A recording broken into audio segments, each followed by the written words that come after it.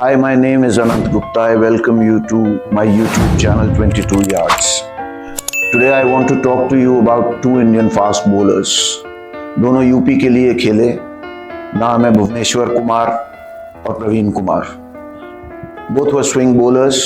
बस एक फर्क था कि भुवनेश्वर कुमार थोड़े से ज़्यादा तेज थे, प्रवीण कुमार थोड़े कम तेज थे. प्रवीण कुमार बॉल को थोड़ी ज़्यादा स्विंग कराते थे, भुवनेश्वर कुमार कम स्विंग कराते थे पर प्रवीण कुमार से. पर फिर भी मेरे ख्याल से दुनिया के नामी गिरामी लोगों में से थे जो कि बॉल को स्विंग कराते हैं.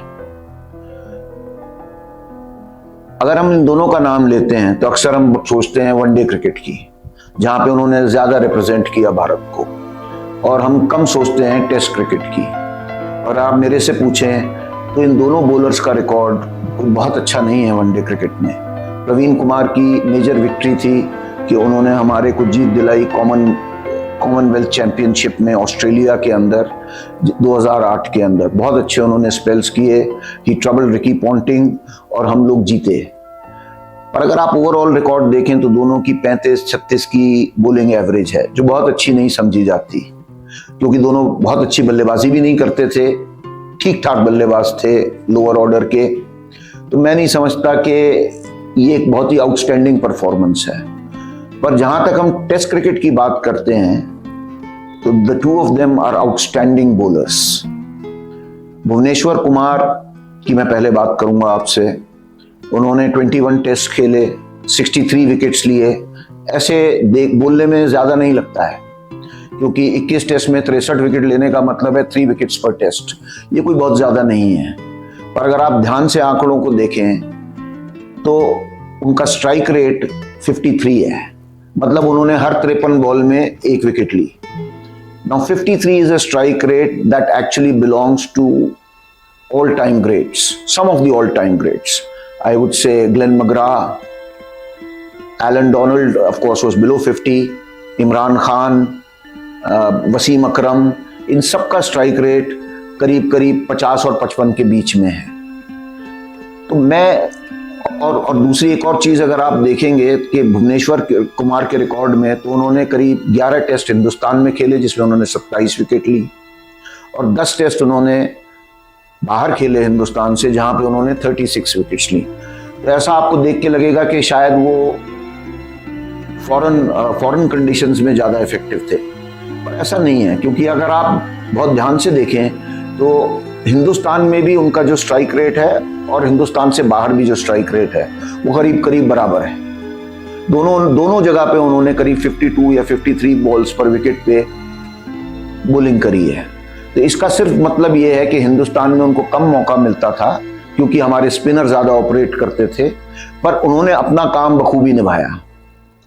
और अगर मैं उनका फर्स्ट क्लास रिकॉर्ड भी देखता हूं तो उन्होंने करीब 70 मैच खेले हैं या 65 मैच खेले हैं, उसमें 216 विकेट हैं उनकी.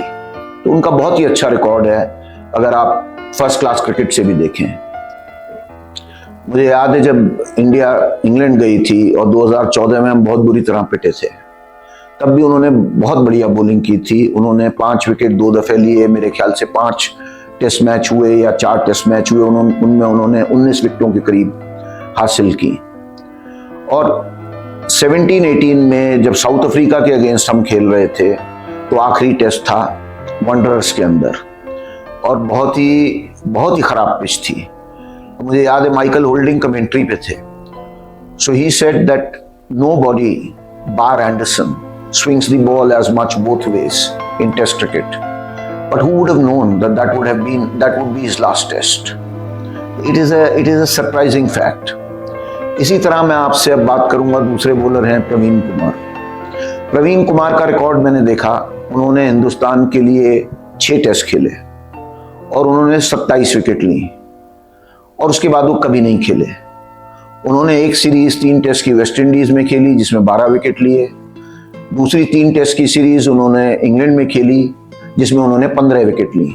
मैं समझता हूं कि अगर कोई आदमी 3 टेस्ट में 15 विकेट लेता है तो हमें इसे और खिलाना चाहिए. मैं नहीं समझता कि बुमराह को छोड़कर पहले 6 टेस्ट मैचेस में किसी भी बॉलर का हिंदुस्तान के इतना अच्छा रिकॉर्ड होगा, पर वो कभी नहीं खेले. ये चीज मुझे सरप्राइजिंग लगती है। मुझे नहीं पता वो क्यों नहीं खेले, क्योंकि उनका मैं फर्स्ट क्लास रिकॉर्ड भी देखता हूं तो 70 मैचों में उनकी करीब 285 288 विकेट्स हैं, 280 288 विकेट्स। इसका मतलब he is very effective in India also.